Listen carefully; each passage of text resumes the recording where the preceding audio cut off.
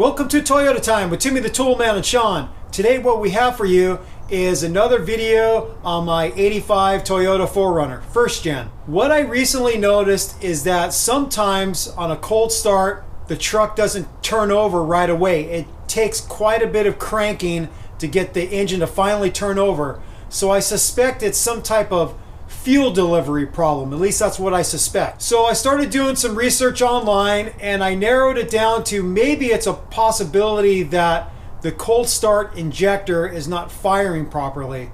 So what I did is I took the cold start injector off the EFI unit and I hooked it up to the fuel line, pointing the opposite direction towards the driver's side fender. Then I had my girlfriend turn over the motor while I was watching the injector, and the thing did not fire any fuel out, and the engine was cold, so it should have fired some fuel out. So next what I did is I grabbed this little battery jumper that I carry with me in case my battery goes dead on me. It's just a little portable unit with a couple connectors.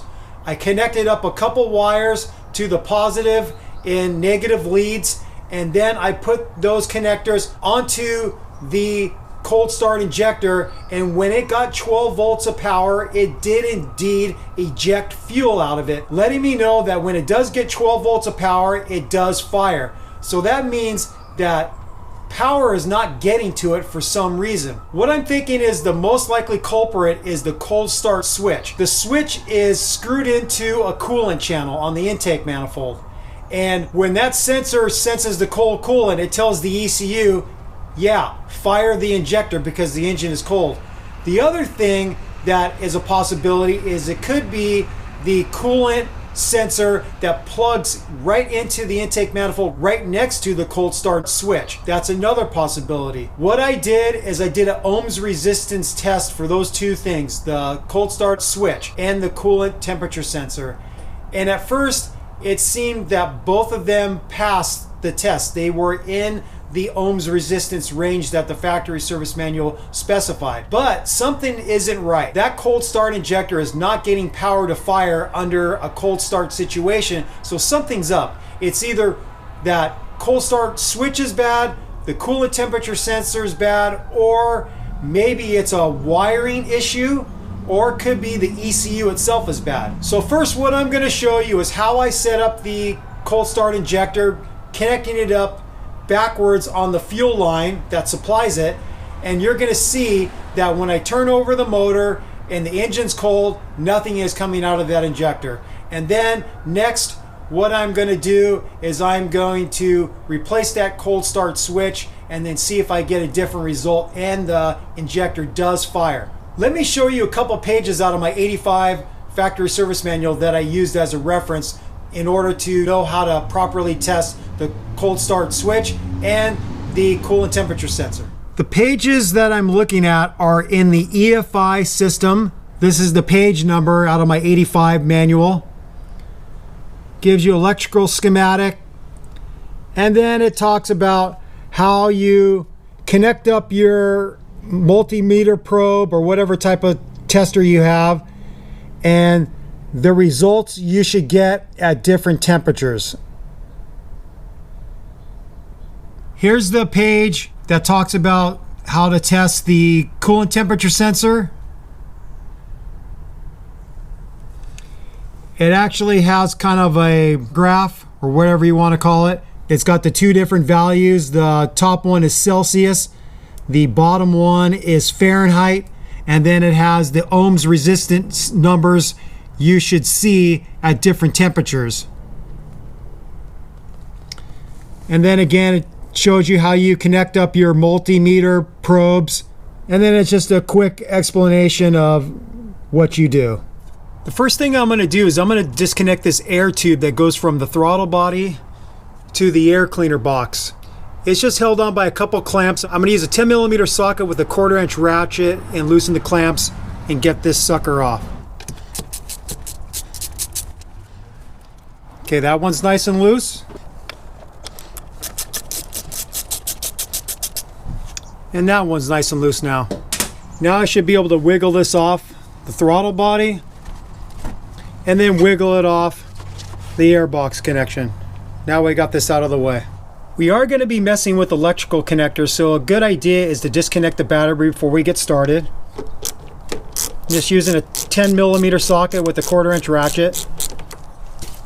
Twist it, push it down in somewhere, get it out of the way so it can't reconnect itself. Now we have no power to the system. This is the start injector time switch that I suspect is bad. And then this one that has a green connector, that is one of the coolant temperature sensors. Now this one happens to communicate with the ECU. There's another coolant temperature sensor right here on the top of the water neck, and it's a little confusing what this actually does, but from what I've read, it helps with the AC system. And there are supposedly some other functions of this, but I haven't been able to get any concrete answers, not even from supposed Toyota experts. So if you know what definitely this temperature sending unit in the water neck is for, please let me know. The other coolant temperature sender is right here on this side of the throttle body. You go down in here and you see this blue connector. That connects up to a coolant temperature sensor that's for your gauge. And so if you're having problems with getting an accurate coolant temperature reading on the gauge on your dash cluster, then that would be the one you would want to replace.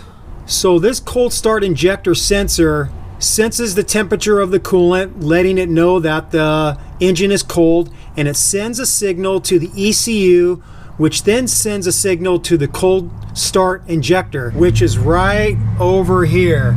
It plugs right into the side of the EFI system. So what I'm going to show you is something I already tested out. I'm going to disconnect the fuel line. I'm going to take the injector out, and I'm going to put the injector on the other side. The reason for that is I want to be able to show you that under a cold engine, this injector is not firing. I'm going to disconnect the fuel line first and then disconnect the injector from the EFI system. Just know when you crack this, there's going to be a little bit of fuel that's going to squirt out. So you might want to put a rag over it so fuel doesn't squirt up in your face. And then once you get that initial pressure release, then you could just screw it out the rest of the way. The connectors on this motor are kind of interesting. I'm used to just push button type of connectors to disconnect, but this has a clip. So you have to hook it with something to get it off, and then you could slide the connector free. I'm just using a little pick tool. This is part of a cheap little Harbor Freight set that I got. And so I'm gonna hook the clip, and you can see that it moved out a little bit. So I'm gonna see if I could free the opposite side. Get the pick tool in there. Okay, I got it pulled out on both sides, and I would say this is one thing you want to keep track of and not let it go shooting out. I got it free, and now just to make sure that I don't lose this clip, I'm just going to push it back in place. Next, I'm going to break free the fuel line. It's a 12mm, and from experience, this thing will shoot some fuel out. So I'm going to get onto the head of the bolt with my ratchet, and then I'm going to cover it so I don't get fuel spraying me in the face. Didn't look like too much fuel came out. Now here's something to look out for. This has a little copper washer on either side of this fuel connection to make a leak-proof seal. When you're taking this bolt out, be mindful that you don't lose those two washers, because if you didn't buy them in advance and you're messing with this, you're going to have to reuse them. I have had success reconnecting this with the old washers, and it works. It doesn't leak. But for this video, I did buy myself some new washers just to have a much better seal than with using the old washers.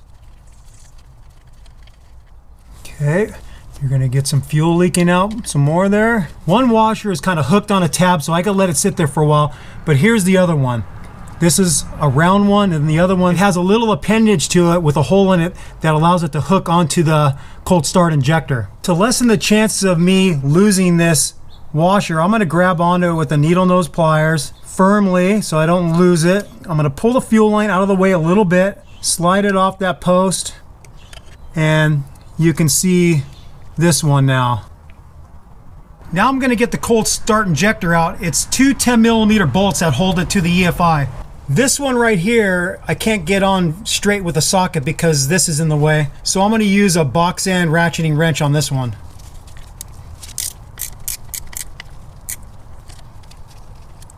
Okay, that one's loose. I'm going to break free the other one.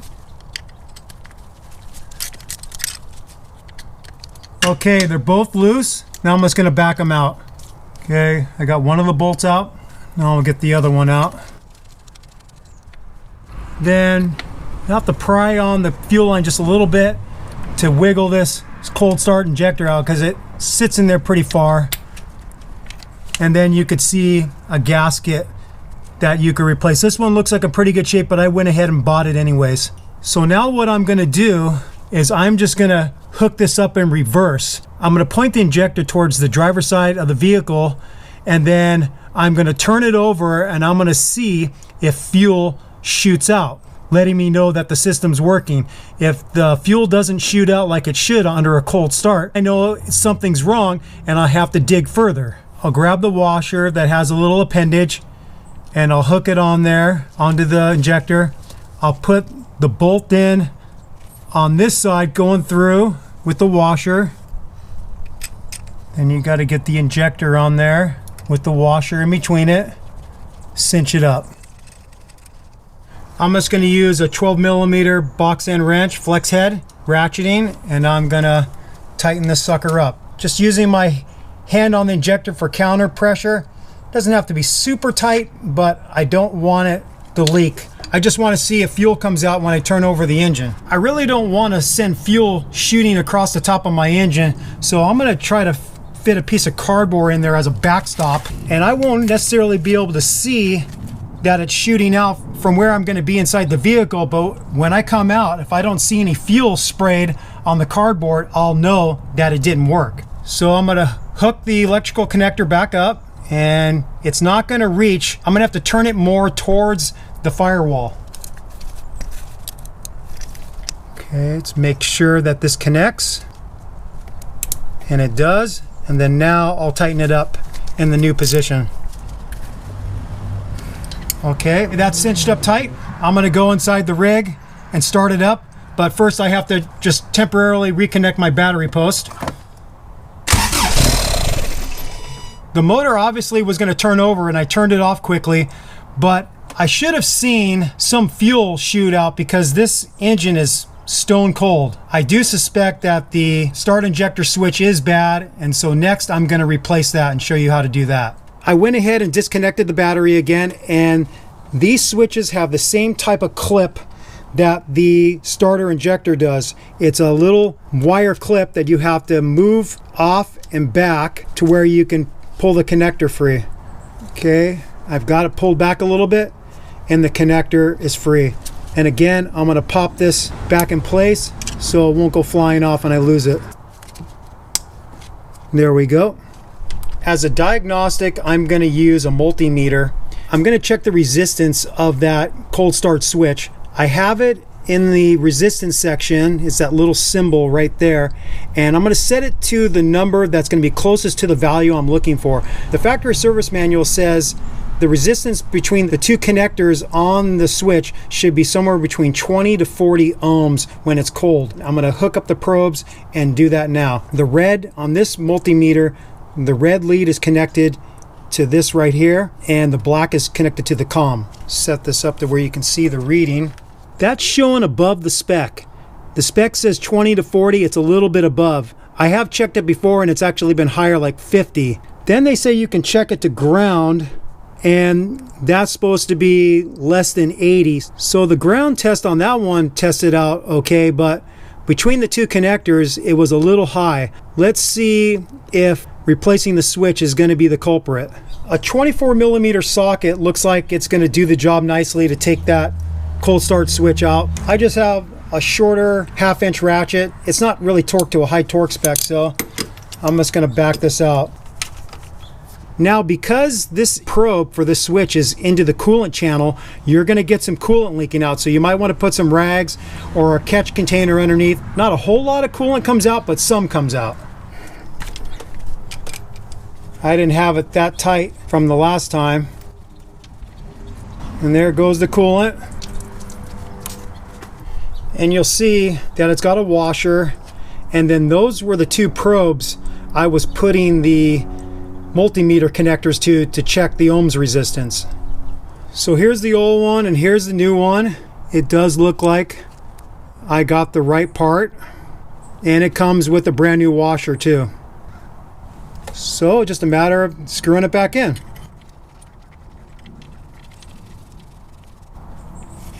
I looked in the factory service manual and I wasn't able to find the torque spec for that switch. I'm not too worried about it because I'm just going to get it tight by feel. You just don't want to go crazy tight on it. It's got a washer to help make the seal. I have read that some people put Teflon tape on the threads, but I don't think that's necessary based off my experience. If you just get it tight enough, it makes a leak-proof seal and you won't be leaking out any coolant.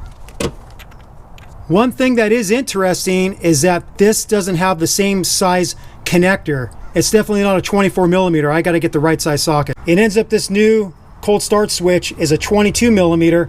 I'm going to have to go to a deep socket because my short 22 won't fit over the connector to where I can get a good bite with the socket. Okay, that feels tight enough to me. All right, it's tight. I'm going to reconnect the connector. I had to mess around with that clip a little more to make sure it was fully recessed.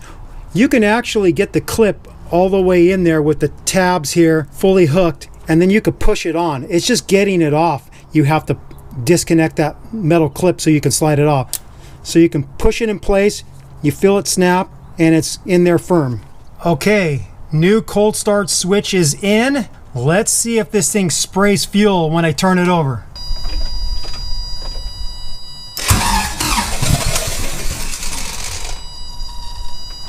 I see and smell fuel on the cardboard, so it worked. Yay! I actually did something right.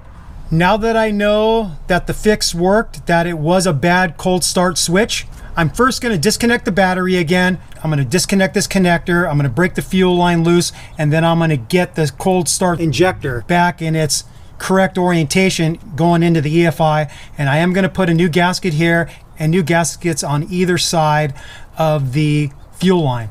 Let's get this connector disconnected again. Okay, I've got the clip loose. Snap it back in place. Now for sure, since we just tried to start this up, the fuel pressure is built up. And I know for a fact when I break this thing free, fuel is going to squirt out. So I'm going to put a rag over the top of this. And like I thought, fuel squirted on my hand, but not on my face this time. That's a good thing. Here's the part number for the cold start switch. Here's the part for the gasket between the EFI system and the cold start injector. Here's the part number for the funky shaped washer. And here's the part number for the regular round style washer. So this gasket has definite shapes to it. You have to find the way it's going to line up. It's got this little extra appendage on it, and I have no idea what the hell it's for. Maybe it doesn't really matter. Maybe it could go on either way. So it looks like it doesn't really matter how that gasket goes in. Either way will work. Now you got to remember that the connector points up with this cold start injector, so you'll have to pull the fuel line out of the way a little bit to slide it in there. Okay, it's past the fuel line, and then now I'm going to get my bolt started. Pulling the ejector out a little bit to where you can get a good mating with the seal. Okay, I got it through. I'm going to get the front side started. Now I'm going to get the back one started. This is one of these deals that you really don't want to drop the damn thing trying to get it lined up. I'm going to go ahead and use my 10 millimeter socket with a short extension to help me get this back bolt started because I don't want to drop it. There we go. Okay, both are started. These bolts were another fastener that I didn't really find the torque spec for, but I'm again just going to go by feel and just not over crank them. They're just a small little bolt, so you don't need a lot of force.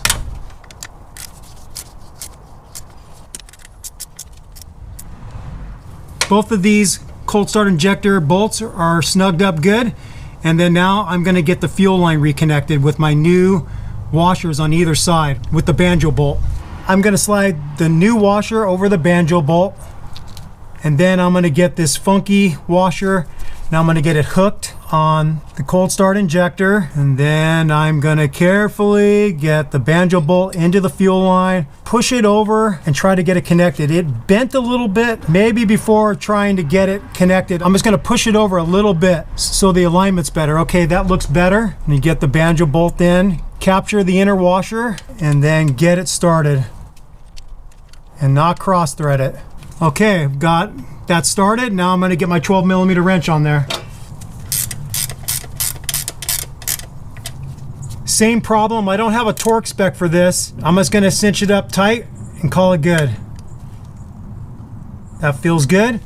I'm going to reconnect my connector. It has a little groove here and you got to match it up with the groove on the plug.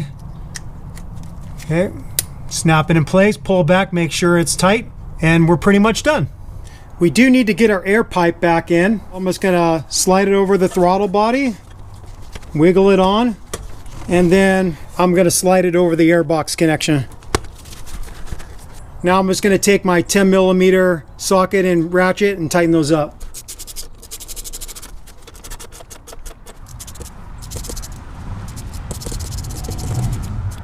Okay, our air tube is back on securely. I just got to reconnect the battery now.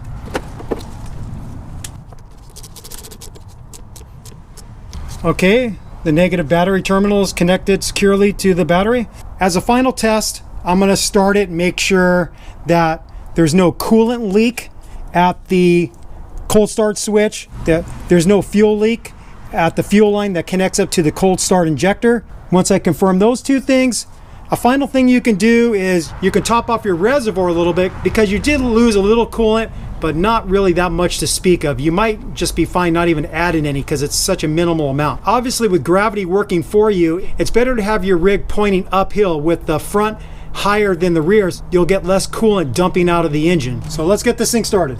Double check there's no tools on top of the engine. Everything looks good. Okay.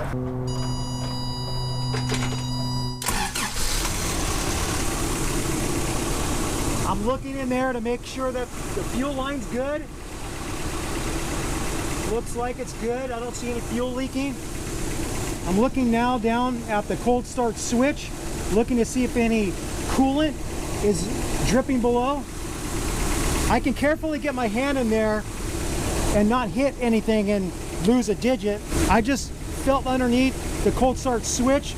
My hand didn't come back wet, so I think it's good to go. All right. It appears I did find the culprit was the cold start switch. You saw that after I put the new cold start switch that the cold start injector would indeed fire under a cold start situation, but I'm gonna give it a few days and I'm gonna test it out. I'm gonna start it on several mornings when the engine is cold and see if the hard start is gone. Time will tell.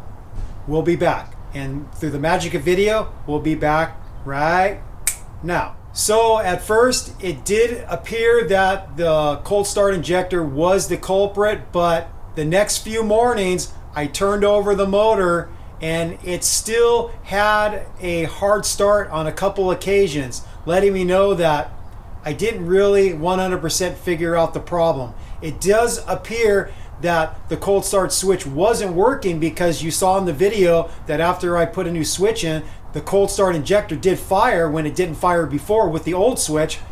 But why am I still having a cold start problem? So along with that cold start switch and some tune-up parts that I bought from 22RE Performance, I did buy another coolant temperature sensor. I decided to throw that one in there too. I didn't bother filming it because it's right there next to the cold start switch. It's just a matter of disconnecting the same type of connector with that little wire that you have to loosen up first to pull the electrical connector off, and then you just got to get the right size wrench on there and spin it off and then put the new one in. No torque value for that because I couldn't find one and I didn't bother anyways. It's got a little washer on there just like the cold start switch does, so you just get it snugged up nice and tight, and then after you start your motor you look underneath there and maybe get your hand underneath there to feel for any wetness of coolant coming out at the connection.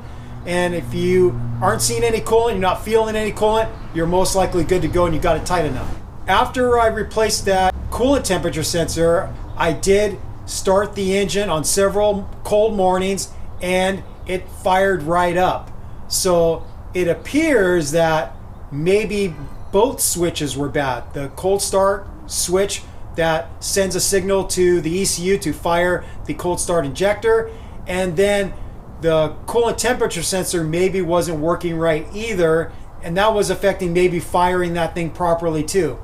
I'm not 100% sure, but all I know is after I did replace the coolant temperature sensor, the cold start problem seems to be finally gone. So if you're following my lead and trying to diagnose a cold start problem on your 22RE motor, and you're going to order the cold start switch because you suspect it's bad, and you did do that test that I showed you by hooking up the cold start injector backwards and seeing that it's not firing, go ahead and order that coolant temperature sensor also, because it's not that expensive. The more expensive of the two switches is the cold start switch. That one's a little pricey, but the coolant temperature sensor I think was only about 30 bucks. So I'll put a link in the video description to 22RE Performance, and so you can also buy the switches from them if you choose to. With all that said, we thank you for watching Toyota Time with Timmy the Toolman and Sean. We'll be back with more videos. Thank you for watching. Thank you for subscribing. If you have any questions or comments, do that below. Take care. Bye-bye. Sick mods, sick first gen 4Runners, and happy wrenching, people. Peace out.